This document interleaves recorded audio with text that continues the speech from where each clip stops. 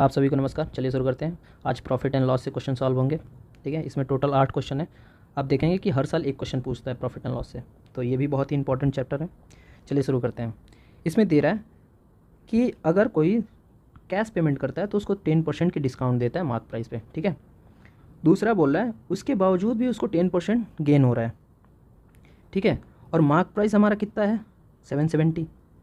तो पूछ रहा है कि इसकी कॉस्टिंग प्राइस कितनी है। ठीक है, तो आप पॉज करके एक बार खुद से सॉल्व करें।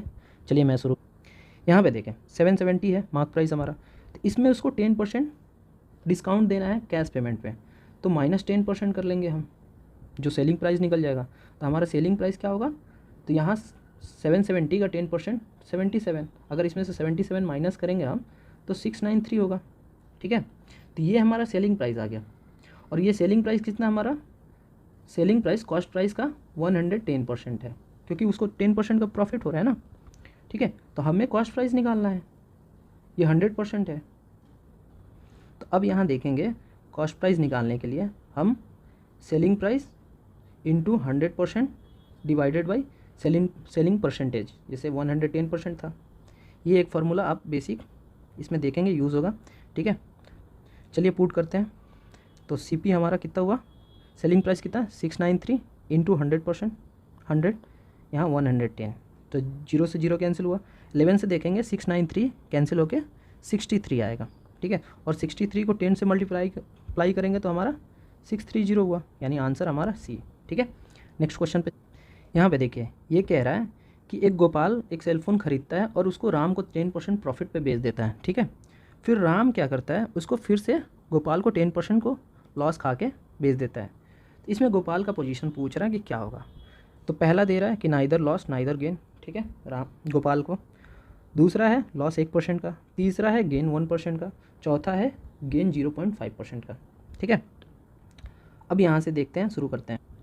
सबसे पहले अज्यूम करते हैं कि 100 रुपये का वो सेलफ़ोन ख़रीदता है। ठीक है, और 10% ये गोपाल 100 रुपये में ख़रीदता है, 10% प्रॉफिट पे बेचता है, +10 हो जाएगा।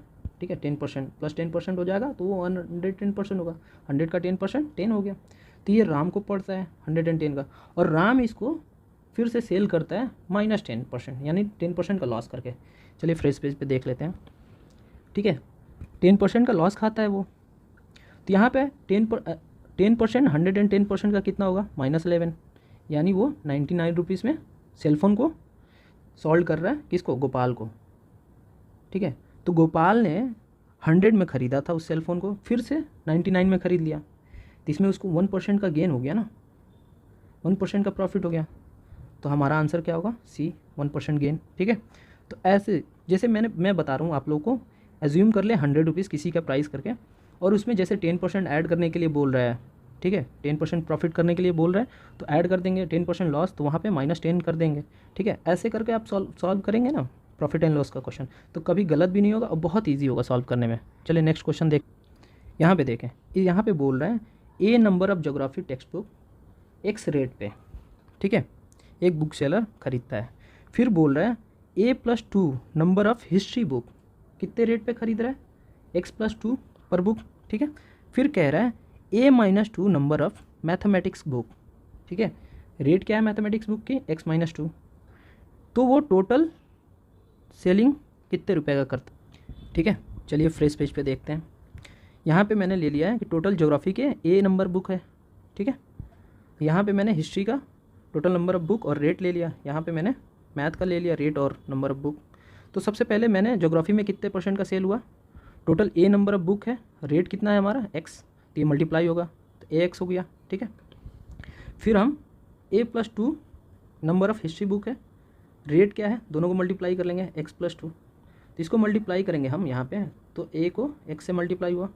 ठीक है, फिर a 2 से मल्टीप्लाई हुआ तो 2a प्लस x को हम 2 से मल्टीप्लाई करेंगे, यहाँ पे 2x हो गया। फिर ये 2 को 2 से मल्टीप्लाई करेंगे तो +4 हो गया। ये हमारा फाइनल अमाउंट हुआ। सेकंड, यहाँ मैथ का रेट निकालते हैं, तो A-2 नंबर ऑफ बुक है, रेट क्या है हमारा x-2, फिर ऐसे ही मल्टीप्लाई करेंगे तो यहाँ AX हो गया। फिर यहाँ पे a को -2 से मल्टीप्लाई करेंगे तो -2a हो गया। फिर यहाँ पे देखेंगे x को -2 से मल्टीप्लाई करेंगे हमारा, तो -2x हो गया। फिर -2 को -2 से मल्टीप्लाई करेंगे, ठीक है, तो ये हमारा +4 हो जाएगा, -2 तो ये हमारा मैथ का बुक का टोटल प्राइस निकल गया। तो टोटल हमारा रुपीज़ पूछ रहा है, सेलिंग मतलब सेल प्राइस पूछ रहा है, ठीक है। तो इन तीनों को हम ऐड कर देंगे, ठीक है, तो हमारा निकल जाएगा टोटल। तो पहला हो गया हमारा ज्योग्राफी का AX, फिर हम हिस्ट्री का निकालेंगे AX + 2A + 2X + 4, ठीक है। ये हमारा ज्योग्राफी का हुआ, ये हमारा हिस्ट्री का हुआ, और ये हमारा मैथ का हो गया AX -2 -2X + 4, ये हमारा मैथ का हो गया, ठीक है। अब यहाँ पे देखेंगे 2x और 2a जो यहाँ पे प्लस में है, यहाँ पे माइनस में है, तो ये दोनों कैंसिल हो जाएगा, ठीक है। और यहाँ पे 4 है और यहाँ पे 4 है, तो ये हमारा 8 हो गया, ऐड हो जाएगा दोनों। फिर यहाँ पे 1ax है, फिर वहाँ यहाँ पे 1ax है और यहाँ 1ax है, ये जुड़ के 3ax। तो हमारा टोटल प्राइस क्या हुआ 3x + 8। ऑप्शन में हमारा बी नंबर मिल रहा है, तो ये हमारा आंसर हो गया। नेक्स्ट क्वेश्चन देख, चलिए शुरू करते हैं। इसमें कह रहा है एक शॉपकीपर है जो एक आर्टिकल को 40 रुपये में बेचता है, तो उसको X% की प्रॉफिट होती है। उसी आर्टिकल को अगर वो 20 रुपये में बेचता है तो उसको सेम परसेंटेज ऑफ लॉस मतलब X% की लॉस हो जाती है, ठीक है। तो उसका ओरिजिनल कॉस्ट पूछ रहा है, ठीक है। तो ये क्वेश्चन देखते ही आप क्लिक कर देना चाहिए, इसको हार्डली 10 सेकेंड लगना चाहिए सिर्फ क्वेश्चन पढ़ने में और आंसर देने में। जैसे कि सेम परसेंटेज का लॉस हो रहा है, ठीक है, और प्रॉफिट हो रहा है दोनों में, ठीक है। तो यहाँ पे क्या करेंगे, हम सीधा इसका एवरेज ले लेंगे, यानी प्रॉफिट में अगर X% का हो रहा है तो 40 हो रहा है, लॉस में हमारा 20 हो रहा है, सेम परसेंटेज ऑफ लॉस में, तो इसको ऐड कर लेंगे 60/2, तो हमारा 30 रुपीज़ आ गया। ये हमारा शॉर्टकट, ये तो हमारा शॉर्टकट हो गया, ठीक है, जो कि हम इजीली कर पाएंगे कि सेम परसेंटेज ऑफ लॉस है, सेम परसेंटेज ऑफ प्रॉफिट है, ठीक है। तो ऐड करके उसको डिवाइडेड/2 कर देंगे तो हमारा प्राइस निकल जाएगा। अब देखते हैं इसको थोड़ा फार्मूला बेस पे, ठीक है। तो मैं पहले आप लोगों को फार्मूला बताता हूँ कि परसेंटेज ऑफ लॉस का ये फार्मूला है और परसेंटेज ऑफ प्रॉफिट का ये दोनों फार्मूला है, ठीक है। आप इसे नोट कर लें एक नोटबुक में। आप अज्यूम कर लें कि आर्टिकल का प्राइस जो है, अज्यूम करें, एक सेकेंड, आर्टिकल का प्राइस जो है ए है, ठीक है। तो यहाँ पे सेलिंग प्राइस हमारा क्या है, प्रॉफिट में हमारा परसेंटेज ऑफ प्रॉफिट, ठीक है, equal to percentage of loss, दोनों इक्वल है X%, ठीक है। तो यहाँ पे हम सेलिंग प्राइस क्या है हमारा 40 रुपीज़ माइनस कॉस्ट प्राइस में हम लोगों ने कितना एज्यूम किया A divided by cost price A into 100, ठीक है, इक्वल टू हमारा कॉस्ट प्राइस कितना है A एज्यूम किया हम लोगों ने, सेलिंग प्राइस क्या है लॉस में 20 रुपये, 20 रुपये पे सेल कर रहा है, ठीक है, divided by A cost price into 100। ये परसेंटेज हो गए दोनों X% के बराबर, यहाँ से 100 कैंसिल हो गया, यहाँ A से A कैंसिल हो गया, ठीक है। अब यहाँ देखेंगे 40 minus A equal to A minus 20, ये हमारा इक्वेशन आ रहा है, ठीक है। तो इस A को हम इधर ले जाएंगे तो पॉजिटिव हो जाएगा, यानी A + A, और इस 20 को हम इधर लाएंगे तो ये पॉजिटिव हो जाएगा, यानी 40 + 20, 2A इक्वल टू हमारा कितना रहा 40 + 20 60, 2 से कैंसिल 30 रुपीज़ आया, हमारा आंसर हो गया C, ठीक है। तो आप इसे प्रैक्टिस करेंगे तो आप इजीली सॉल्व कर पाएंगे। नेक्स्ट क्वेश्चन पे बढ़ते हैं, चलिए देखते हैं। ये देखिए, आप इसे पॉज करके सॉल्व करें। इसमें कह रहा है कि राकेश के पास जितने पैसे हैं वो 8 मोबाइल हैंडसेट के प्राइस के बराबर है, ठीक है। लेकिन वो रिटेलर के पास जाता है और रिटेलर उसको एक ऑफ़र देता है, ठीक है, और उस ऑफ़र में वो उसी प्राइस में 10 मोबाइल ख़रीद पाता है। तो वो पूछ रहा है कि परसेंटेज ऑफ डिस्काउंट कितना ऑफ़र किया है रिटेलर ने राकेश को, ठीक है। तो हम एज्यूम करते हैं कि उसने 8 मोबाइल 8 सेलफ़ोन 80 रुपये में ख़रीदता है, मतलब MRP है, ठीक है, जो राकेश 80 रुपये लेके गया था 8 मोबाइल ख़रीदने के लिए, लेकिन रिटेलर ने उसको 80 रुपये में ही 10 पीस ऑफ मोबाइल दे दिया, ठीक है। तो पहले मान लीजिए एक सेलफ़ोन का, ठीक है, 1 सेलफ़ोन का प्राइस 10 रुपीज़। अब क्या है 80 रुपये में 10 मोबाइल दे रहा है, एक मोबाइल कितने का पड़ेगा, 1 सेलफ़ोन 8 रुपये का पड़ेगा, ठीक है। तो इसमें कितने का प्रॉफिट हुआ +2 का, ठीक। यहाँ पे समझिए, पहले हम 8 मोबाइल 80 रुपये में ख़रीदते थे, लेकिन क्या है, 80 रुपये में उसने 10 मोबाइल ऑफ़र कर दिया रिटेलर ने राकेश को, ठीक है। तो हम एक मोबाइल का प्राइस एज्यूम करते हैं कि 10 रुपये था। अब उसने 10 मोबाइल 80 रुपये में ख़रीद लिया, तो एक मोबाइल का प्राइस 8 रुपये होगा ना, ठीक है। तो यहाँ पे राकेश को हर मोबाइल पे 2 रुपये का फ़ायदा हो रहा है। पहले एक सेलफ़ोन का प्राइस 10 रुपये पड़ता था, अब वो 8 रुपये में ख़रीद रहा है, 2 रुपये का प्रॉफिट हुआ, ठीक ठीक। तो MRP था हमारा, मार्केट प्राइस 10 रुपीज़, उस पर उसको 2 रुपये का डिस्काउंट दे दिया, -2, 8 रुपये का पड़ा। तो ये 2 रुपये 10% का कितना हुआ, 20% हुआ ना।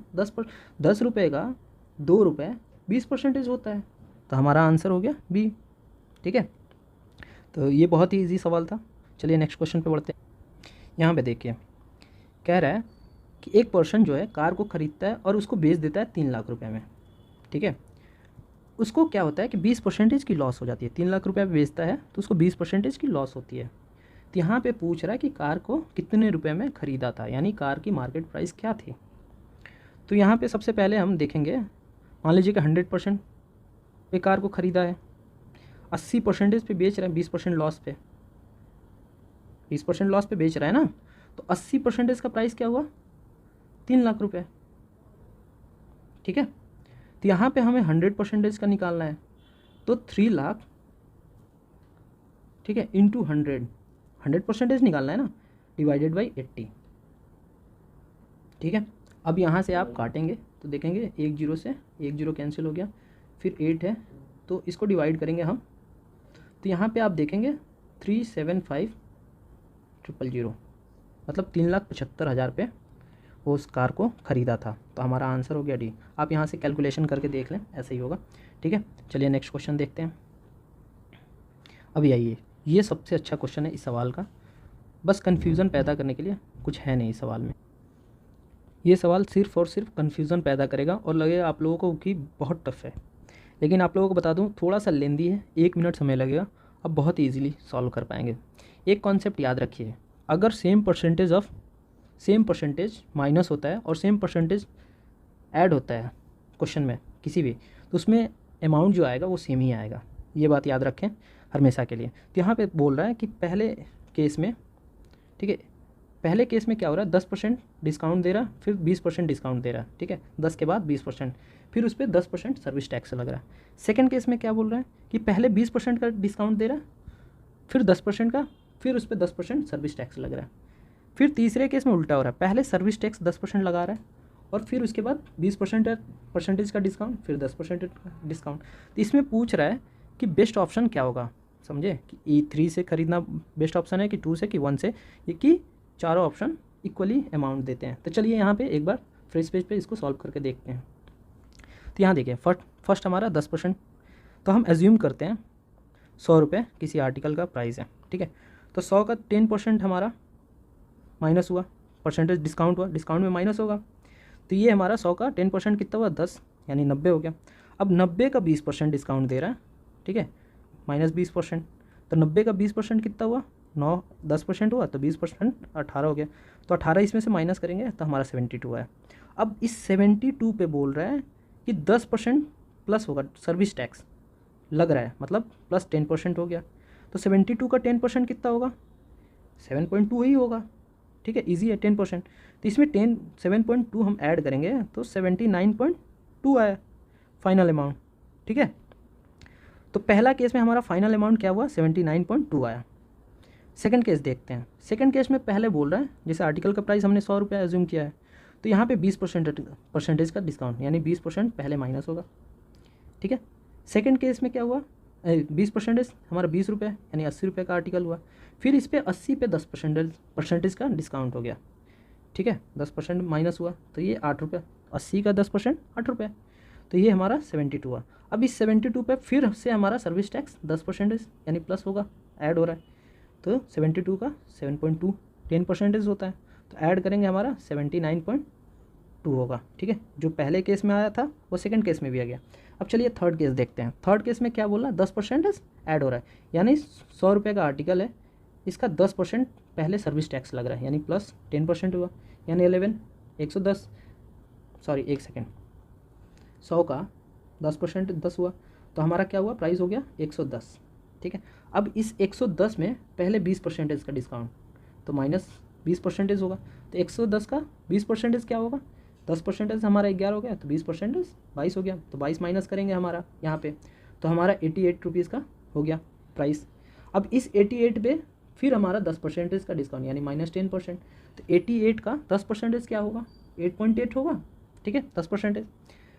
तो 88 का माइनस करेंगे 8.8, तो यहाँ पे भी देखेंगे 79.2% मतलब प्राइस आ रहा है। तीनों केस में देख रहे हैं कि सेम ही अमाउंट आ रहा है, तो हमें किसी भी केस में कोई डिफरेंस नहीं दिख रहा। तो यहाँ पे आंसर हो गया हमारा डी, ठीक है।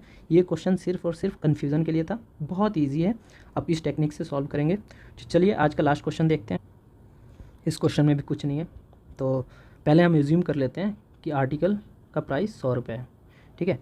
क्या रहा है कि एक आर्टिकल का पहले 20% डिक्रीज़ करता है, देन न्यू प्राइस जो होता है फिर उस पर 25% इंक्रीज़ कर देता है, ठीक है। तो 100 का हमारा -20% हम करेंगे, डिक्रीज़ हो रहा है ना, तो 100 का 20% 20 हुआ यानी 80 रुपीज़। अब 80 रुपीज़ का बोल रहा है कि 25%, ठीक है, इंक्रीज़ मैंने +25% हुआ। तो 80 का 10% 8 हुआ, मतलब 8 हुआ, तो 25% कितना हुआ, ये 20 हो जाएगा। तो 28 करेंगे, ऐड करेंगे आप 80 में, तो फिर से आप देखेंगे 100 आ गया। तो इसमें कुछ चेंजेस हुआ, कुछ चेंजेस नहीं हुआ, तो हमारा आंसर हो गया ए, ठीक है। और इसका PDF मैं अपने टेलीग्राम चैनल पे दे दूँगा, और इसके सारे आंसर की दे दूँगा कि आप खुद से प्रैक्टिस करते रहें। और एक बात याद रखिए, आप PYQ ज़्यादा से ज़्यादा लगाएं, CSET का 8 साल 9 साल का, और दूसरा कुछ करना नहीं है, आप इजीली CSET क्लियर करेंगे, ये मैं बोल रहा हूँ, ठीक है। तो आप मेरे टेलीग्राम चैनल लोकपाला IAS से हैं, जो कि यूट्यूब चैनल पे लिंक भी है, तो आप वहाँ से जाके डाउनलोड करें और प्रैक्टिस करें। और वहाँ पे मैं क्यूज़ में डेली CSET के क्वेश्चन और GS के क्वेश्चन भी देता हूँ, तो आप क्यूज़ भी अटेम्प्ट करें। चलिए मिलते हैं नेक्स्ट वीडियो में, बाय बाय, धन्यवाद।